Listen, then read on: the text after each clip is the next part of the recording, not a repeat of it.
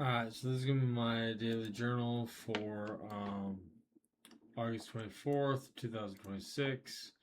I had a 100% win rate, but this actually, they were all one trade. I just wanted to kind of show that I really had a 100% win rate. These are the only trades I took, but they were all one trade.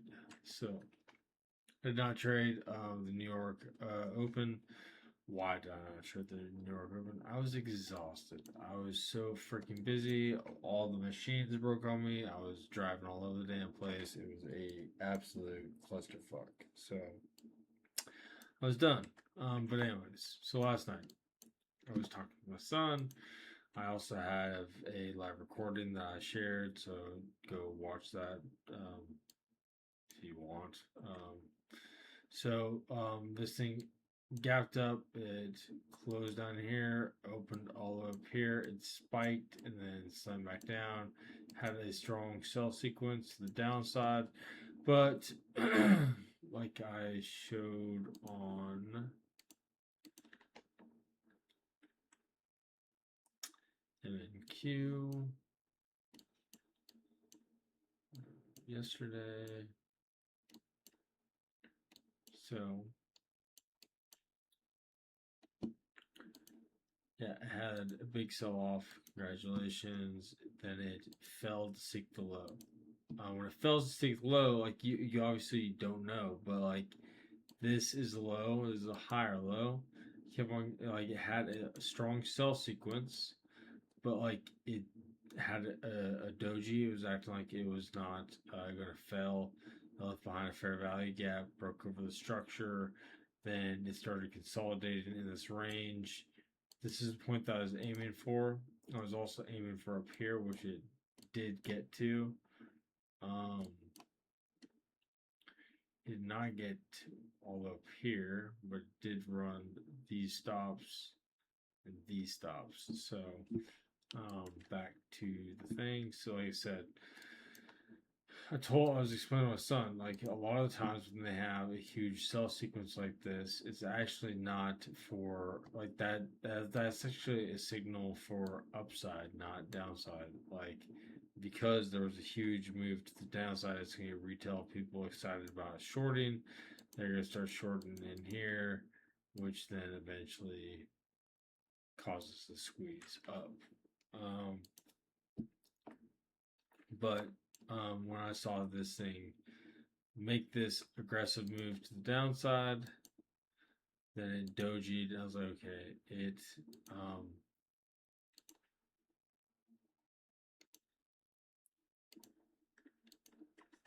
fell to seek low.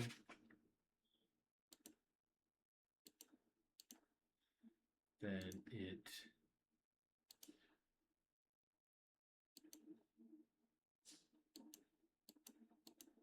what the hell is that? Did I strong? Okay, that was weird. Then it broke over. The smaller one was right here, which I did draw in a fair value gap, which I added size into, and then I said my first trim was so I could lock in $100. This thing was starting to pop up. This is when I started to um, draw in the 5 minute bar. Well, like what I was talking about in the live trade is low, higher low, higher low, higher low, higher low, higher low. Kind of swept the low a little bit. But like what I was looking at was this thing was actually forming a wedge, in my opinion. Like not a very good wedge, at least not on the higher time frame. But like I saw it on the lower time frame. I started looking at that wedge inside bar. I thought that was gonna explode, and then like I missed the thing. I was like sitting there. I was like, man, like I don't know. I was screwing over I don't know, like $15 or $12 or something like that. I was just like, you know what, dude, screw this shit. I want to go hang out with my wife. I'm done. And so I got off. Then, like I said, I got to work today. My boss told me that we're probably going to be busy. Second I get there, I drive to the job. My machine breaks on a really busy road.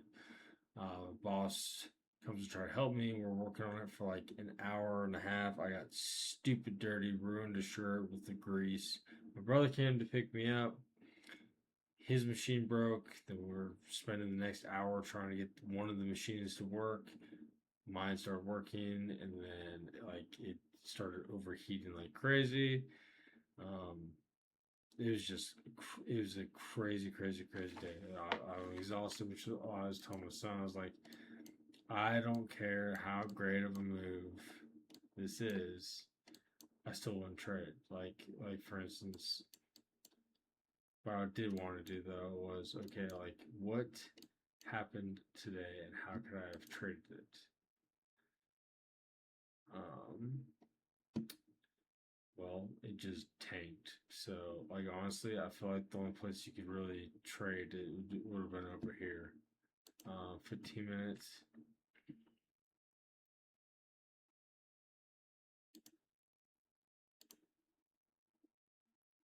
Swap the high. That's nice trade. 5 minutes. Like I said, really strong sell sequence. Gets guys chasing. Breaks over the high. Creates a fair value gap. That's your long right there. That's it. That's literally it. Did it sweep the low anywhere? 30 minutes.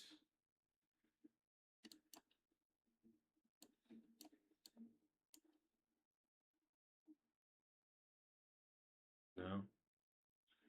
There was no liquidity sweep, but there was a really, really hard sell sequence, like I said. Um,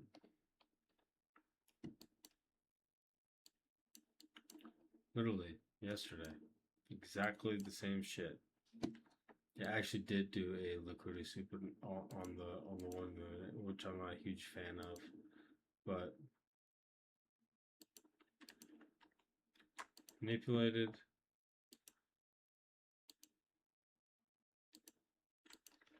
Fell to seek low. Broke over first structure. Broke over second structure.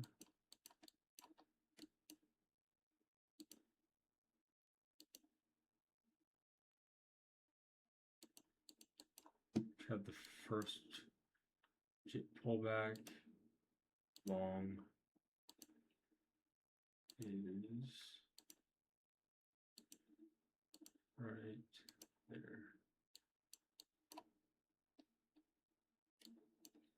I would say first target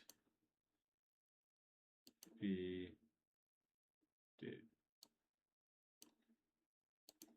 first target would be 50 points away. So like cover one of them. Okay, there you go. You locked in $100. Move stop to break even. Next target, $80.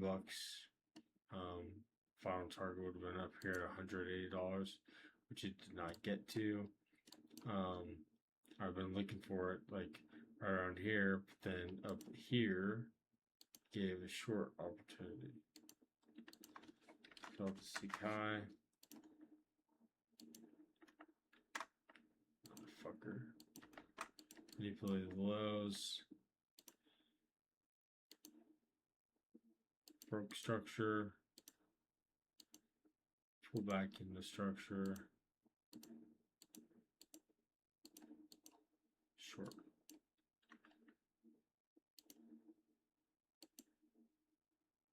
$90 to the downside. Doing a nice day. What do I think it's going to do now?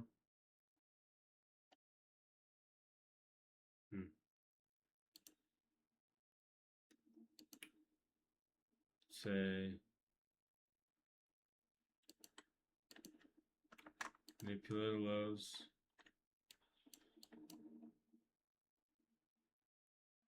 possible manipulation again.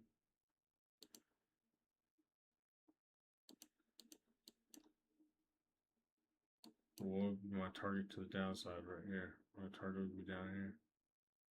50 points below. That's what we're looking for. But I'm not. I'm done. I'm going to hang out with my wife. So that is my daily journal. Did not trade. Honestly, didn't even really want to trade. I was just super busy. Didn't give a shit. Made my $300 yesterday. Or $299 on Topstep, 300 and something on Lucid, which makes me happy as shit. Look at that monthly P&L. I am green at $290. That's what's fucking up, dude. Well, on Topstep, on Lucid, I'm still net negative. Yeah, I'm negative $1,100, which is fine. Whatever.